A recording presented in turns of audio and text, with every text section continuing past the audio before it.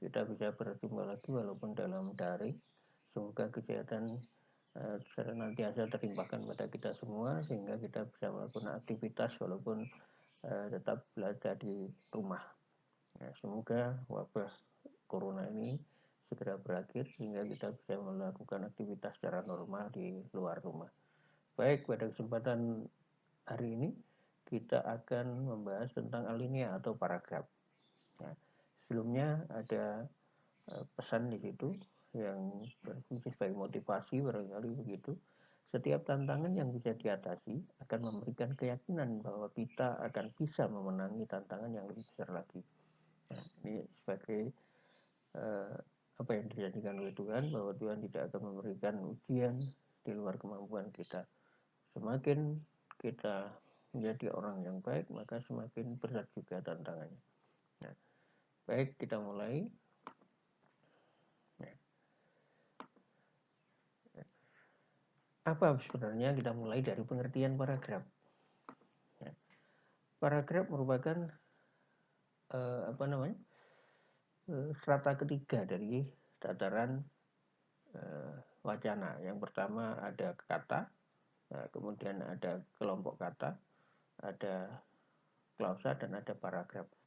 Nah, jadi di bawah wacana yang ada paragraf, ya, yaitu berupa kumpulan dari kalimat yang bertalian satu sama lain dan mendukung satu gagasan utama. Ya, jadi kalimat yang terhimpun itu mempunyai satu gagasan, satu ide, satu suara di dalam menyuarakan informasi yang ada di dalamnya. Ya. Nah, sebuah paragraf terdiri dari dua. Ya. Kitanya, hakikatnya paragraf itu dibangun oleh dua jenis kalimat, yaitu kalimat utama dan kalimat penjelas. Kalimat utama ini sebagai tempat meletakkan gagasan utama, sedangkan kalimat penjelas adalah hal yang menjelaskan hal-hal atau kalimat-kalimat atau pernyataan-pernyataan yang menjelaskan gagasan utama di dalam kalimat utama. Nah, kemudian fungsi paragraf. Yang pertama, memudahkan pengertian dan pemahaman dengan menceraikan suatu tema dari tema yang lain. Nah, kita bisa bayangkan kalau tidak ada paragraf yang membatasi antara bahasan yang satu dengan bahasan yang lain. Nah, yang paragraf pertama misalnya sebagai gambaran, ya, paragraf kedua itu sebagai apa namanya, eh, sebagai tuntunan, alasan, faktor dan sebagainya. Jadi terpisahkan di situ. Yang kedua, memisahkan dan menegaskan perhentian secara wajar dan normal. Ya, jadi antara gagasan yang satu dengan gagasan yang lain ini tidak diputuskan oleh suatu gagasan yang sangat frontal, saya katakan demikian, tidak formal. Ya, artinya apa? Antara paragraf yang satu dengan paragraf yang lain ini terpisah sama sekali. Misalnya paragraf yang pertama membahas tentang pengertian, paragraf yang kedua sambungannya membahas tentang alasan. Nah, ini jelas tidak akan berarti. Baik, kita lanjutkan. Nah, kemudian macam-macam paragraf. Berdasarkan sifat dan tujuannya, ada paragraf pembuka. Tujuannya untuk memberikan pengantar. Jelas. Sifat dari paragraf pembuka itu menarik minat dan perhatian membaca. Ini harus kita lakukan. Jadi paragraf pertama harus mempunyai sifat yang menarik minat terhadap perhatian pembaca. Mengapa? Karena kalau paragraf pertama saja sudah tidak menarik, maka besar kemungkinan seseorang akan membaca paragraf selanjutnya, isi dari wacana yang kita sajikan. Kalau sudah paragraf pertama itu kesan pertama begitu menggoda, ya, ada iklan seperti itu, selanjutnya terserah Anda.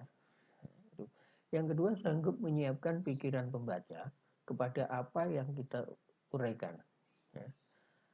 Jadi menyiapkan pikiran pembaca kepada apa yang kita uraikan. Secara runtut kalau ada paragraf, ya, itu akan menjembatani pikiran kita berimajinasi. Ada alasan, ada contoh, ada pemberian dan sebagainya. Yang ketiga, alinea pembuka yang pendek lebih baik daripada yang panjang.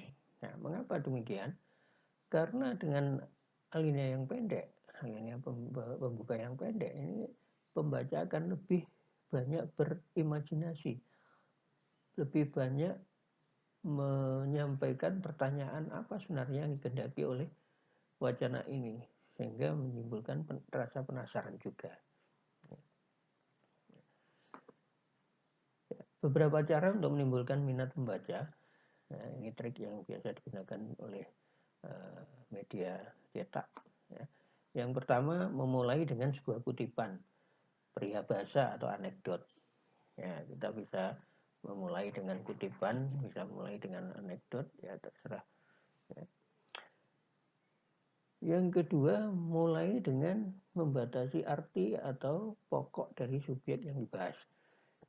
Jadi kita gambarkan secara umum dulu, baru kita arahkan kepada materi yang akan kita bahas tentang ini. Ya, tuh. Kemudian yang ketiga, menunjukkan mengapa subjek itu sangat penting. Ya, memberikan alasan mengapa kita harus membaca materi itu. Ya. Yang keempat, membuat tantangan atau suatu pertanyaan atau pendapat. Ya, dipancing dengan pertanyaan, disampaikan pertanyaan, boleh di situ. Nah, yang ketiga, menciptakan suatu kontras yang menarik. Ya, kalau misalnya pandangan masyarakat secara umum setuju dengan kasus itu, ya, penulis membuat pernyataan tidak setuju dengan suatu kasus yang sudah beredar di masyarakat. Nah, ini akan sangat menarik.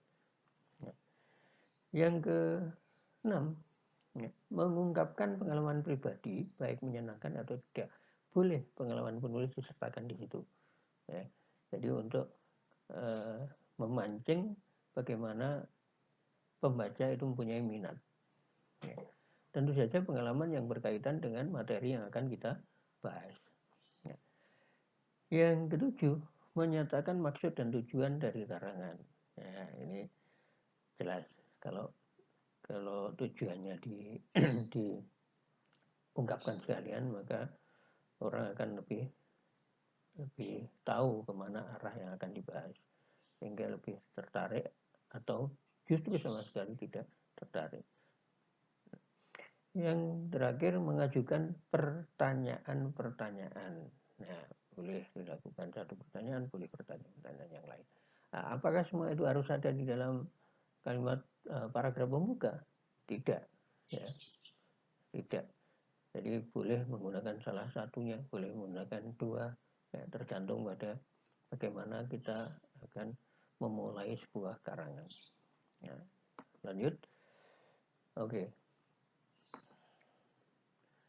Contohnya begini, pelajaran bahasa Indonesia mempunyai nilai yang lebih penting bila dibandingkan dengan beberapa mata pelajaran yang lain, karena ia akan menjadi kunci yang akan membukakan pintu yang akan dilalui oleh mata pelajaran yang lain itu. Nah, ya, ini kira-kira yang nomor berapa tadi? Menunjukkan manfaatnya, mengapa kita harus membaca tulisan ini. Ya, tuh. Setidaknya ini pendapat dari Dr. Fernand. Ya, itu contohnya. Ya. Nah, kemudian paragraf penghubung. Semua alinea atau paragraf yang terdapat di antara alinea pembuka dan penutup. Nah, pada hakikatnya, pada prinsipnya ini adalah bagian isi. Ya, jadi paragraf isi. Jadi pembahasannya. Sifat-sifat paragraf penghubung tergantung pada jenis karangannya. Nah, yang pertama bisa disusun berdasarkan perkembangan yang logis. Ini kalau kita menerapkan pada karangan yang bersifat deskriptif, naratif, biografik, atau eksposisi. Jadi disusun secara logis urutan tertentu. Nah, yang kedua, ada hubungan yang signifikan dalam mendukung satu gagasan utama. Ya, itu. Ya. Karena pembahasan paragraf ini berisi pembahasan, maka ya jelas harus sesuai dengan gagasan utama, apa yang dibahas dalam paragraf itu, di dalam wacana itu maksud saya. Ya, yang ketiga, beberapa alinea sebagai dasar atau landasan untuk menekan pendapat penulis. Ya, ini untuk menekankan pendapat penulis. Nah, ini penekanan isi ada di dalam beberapa paragraf. Nah, kita lanjut. Paragraf penutup. Ya. Paragraf penutup dimaksudkan adalah paragraf yang mengakhiri sebuah karangan. Ya, jadi karena paragraf ini sebagai penutup, maka fungsinya ya menunjukkan secara singkat apa yang telah diuraikan sebelumnya. Jadi semacam penekanan, ya, mengungkapkan lagi secara ringkas. Tidak boleh menimbulkan hal yang lain selain berdasarkan pada paragraf penghubung. Ya. Yang kedua merupakan kesimpulan bulat dari apa yang diuraikan sebelumnya. Ya, jadi tadi penekanan tadi. Ya, yang ketiga menimbulkan kesan bagi pembaca. Apa sebenarnya menolong, ya, jadi menolong pembaca bagaimana apa yang ditekankan di dalam paragraf itu. Ya. Yang keempat, syarat-syarat pembentukan alinea atau paragraf. Ya. Yang pertama, paragraf yang baik harus mempunyai kesatuan yang baik. Apa kesatuan itu? Disebut juga kohesi. Nah, semua kalimat yang ada di dalam paragraf itu mendukung satu gagasan secara bersama-sama untuk mewujudkan gagasan paragraf itu. Ya.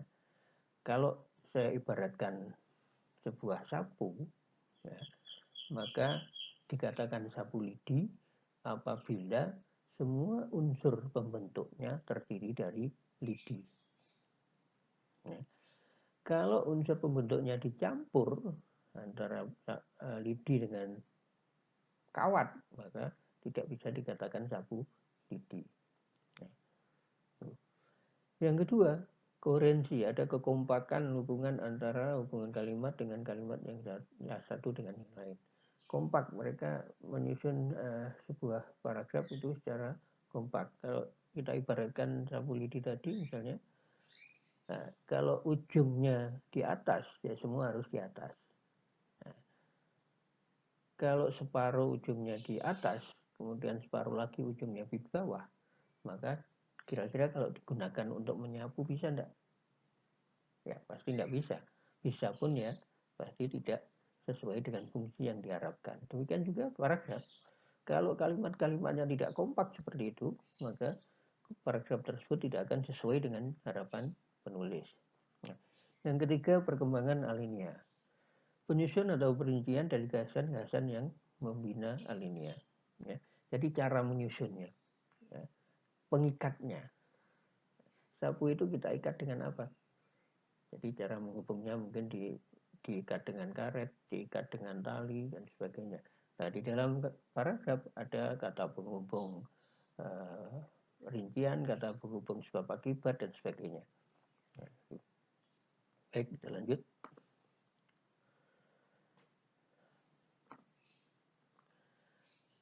Yang kelima, kesatuan alinea. Kesatuan mengandung pengertian, bukan berarti hanya memuat satu hal saja, ya, tetapi bisa berupa beberapa hal yang menimbulkan satu suara, satu gagasan. Ya. Sehingga bisa mendukung satu maksud tunggal atau gagasan tunggal. Dari berbagai macam kalimat itu hanya satu yang didukung gagasannya. Bentuk-bentuk penyimpangan maksud yang pertama, pemasukan sebuah sisipan atau interupsi yang jelas dalam urutan-urutan gagasan yang ada. Ya. Pemasukan sebuah sisipan atau interupsi. Ya tadi misalnya kalau sapu lidi tadi, ada kita sisipkan di situ kawat. Ya, maka kesatuan itu tidak akan timbul. Ya. Kalau kita gunakan untuk nyapu, ya, pasti goresannya terlihat di tanah. Ya, tuh. Yang kedua, setiap kalimat berikutnya semakin menyimpang dari tujuan utamanya. Ya, setiap kalimat berikutnya semakin menyimpang dari tujuan kalimat utamanya. Maksudnya begini, ya, Kalimat 1 mendukung gagasan A. Kalimat 2 menyusun gagasan A. Nah, kalimat 3 ini menyusun gagasan B. Nah, berarti menyimpang dari tujuan utamanya. Ingin menyampaikan suara A itu tadi. Ternyata ada yang menyuarakan B. Nah, itu. Baik, kita lanjut. Ya. Nah, bingung ya?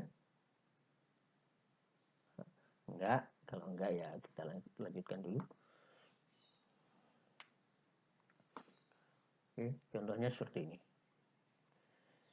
Sifat kodrati bahasa yang lain yang perlu dicatat di sini ialah bahwasanya tiap bahasa mempunyai sistem ungkapan yang khusus dan sistem makna yang khusus pula, masing-masing lepas terpisah dan tidak tergantung pada yang lain.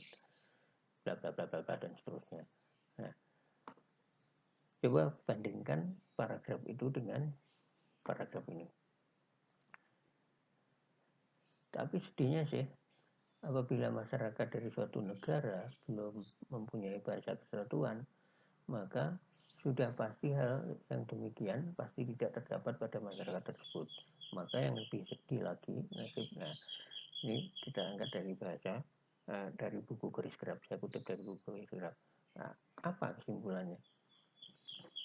Nah, pada paragraf pertama tadi, dilihat bahwa alinea tersebut hanya mengandung satu pokok gagasan.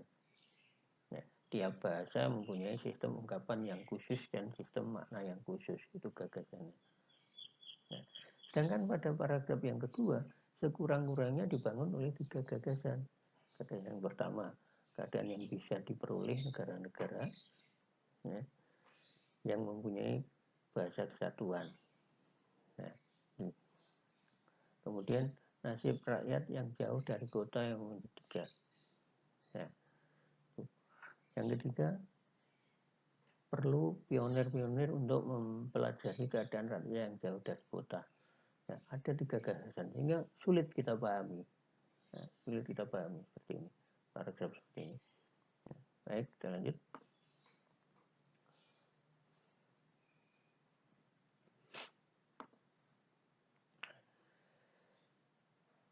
Gagasan utama adalah disebut juga dengan kalimat topik. Letak kalimat utama atau kalimat topik ya, pada tulisan yang baik, kalimat utama dapat kita lihat yang pertama pada awal paragraf. Ya. Pengertian awal paragraf ini dapat merupakan kalimat pertama, dapat juga kalimat kedua. Nah, jadi tidak harus pada kalimat pertama, tapi bisa juga pada kalimat kedua. Yang jelas ada di awal paragraf, tergantung pada berapa kalimat yang mendukung. Kalau kalimat yang mendukung cuma 2, 3, nah pada paragraf yang ke kalimat yang kedua ini jelas tidak logis ya. Ya, menghasilkan hal seperti ini, ya, kalimat paragraf yang susunannya seperti ini dinamakan dengan paragraf deduktif. Ya, mula-mula menguraikan pokok persoalan, kemudian menyusun uraian-uraiannya. Ya. Jadi kalimat utamanya terletak di awal, sedangkan kalimat-kalimat penjelasnya terletak setelah kalimat utama. Nah, tipe alinea dengan kalimat topik pada awal alinea sifatnya deduktif. Baik, kita lanjut. Yang kedua, pada akhir alinea. Ya, ini menghasilkan paragraf induktif. Ya. Ya. Ya. Cara yang lebih sulit namun lebih efektif untuk mengungkapkan argumentasi. Ya, biasanya argumentasi, ada kesimpulan konklusi di akhirnya. Ya, paragraf ini berjenis argumentasi yang paling banyak. Ya, tipe paragraf dengan kalimat topik di akhir ini disebut dengan paragraf induktif. Ya. Yang ketiga, pada awal dan akhir alinea. Pada topik di awal dan di akhir alinea, biasanya kalimat terakhir merupakan penekanan atau variasi pada kalimat utama. Jadi apa yang ada di dalam paragraf di awal paragraf, kalimat yang ada di awal paragraf itu ditekankan sekali lagi, tidak harus persis bunyinya, tetapi gagasannya sama. Nah, ini disebut dengan paragraf campuran. Ya. Nah, tipe seperti ini disebut dengan paragraf campuran. Kalimat utamanya di awal dan di akhir.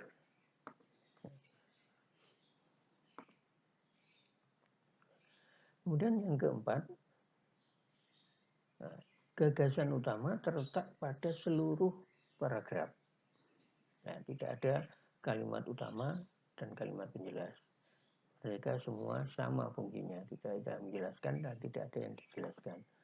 Nah, tidak terdapat kalimat khusus yang menjadi kalimat topik.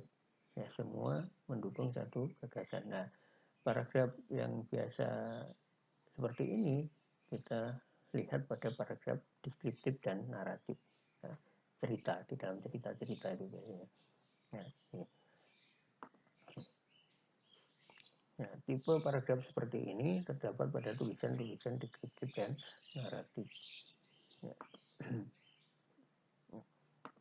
Oke, kita lanjut. Yang kedua, koherensi. Koherensi atau kepaduan tercipta apabila terjadi hubungan timbal balik antara kalimat-kalimat yang membina alinea itu baik, wajar, dan mudah dipahami. Ya. Tadi saya katakan kalau misalnya sabulidi ujungnya di atas semua, kalau bawah di bawah semua.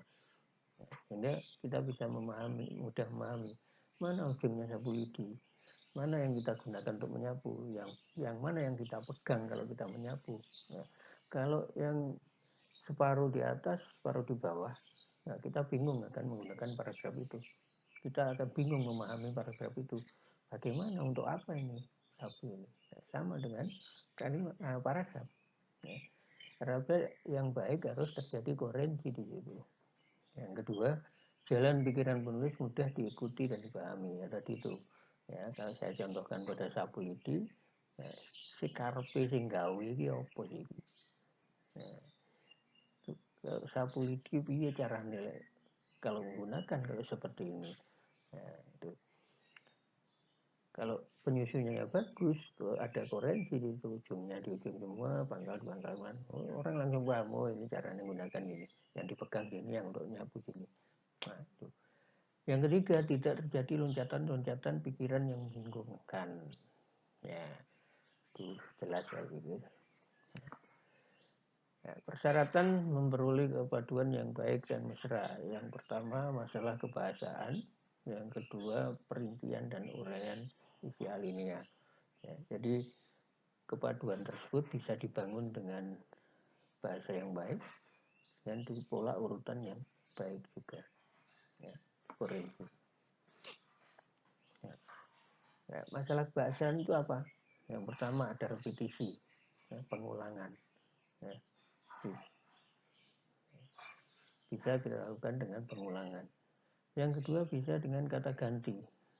Ya, kata ganti, nah, misalnya yang pertama, Tono menjadi pegawai yang tidak pernah membolos.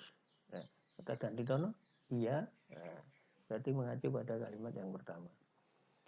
Kata-kata transisi, ya, jelas ya, ya, itu ada masalah kebahasaan meliputi ini.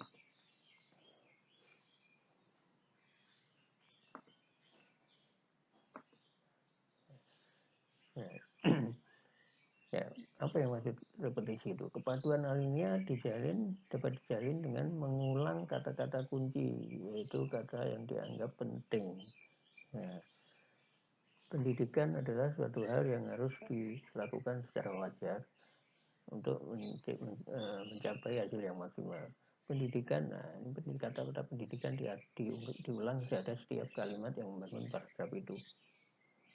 Kata ganti tadi sudah saya contohkan. Kata transisi terletak antara kata ganti dengan repetisi, yaitu transisi yang tempuh sebagai jalan tengah ketika gagasan-gagasan agak sulit dirumuskan. Nah, ada kata hubung di situ. Ya, kata hubung bisa kita gunakan dengan kata hubung. Macam-macam kata atau frase transisi sesuai sifat hubungannya. Nah, ini. Jadi kata hubung yang menyatakan lebih lagi, tambahan pula, selanjutnya di samping itu. Nah, ini sering kita gunakan di dalam mengembangkan paragraf. Ya.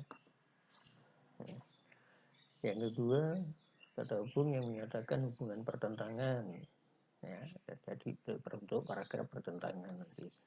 Nah, lebih dahulu, tetapi namun bagaimana juga, walaupun demikian, dan seterusnya. Nah, yang ketiga, kata hubung yang menyatakan perbandingan. Nah, sama halnya seperti dalam hal. Nah, yang keempat, hubungan yang menyatakan akibat atau hasil. Nah, sebab itu, oleh karena itu, oleh karena itu, karena itu, dan sebagainya. Nah, kemudian yang kelima, kata hubung yang menyatakan tujuan.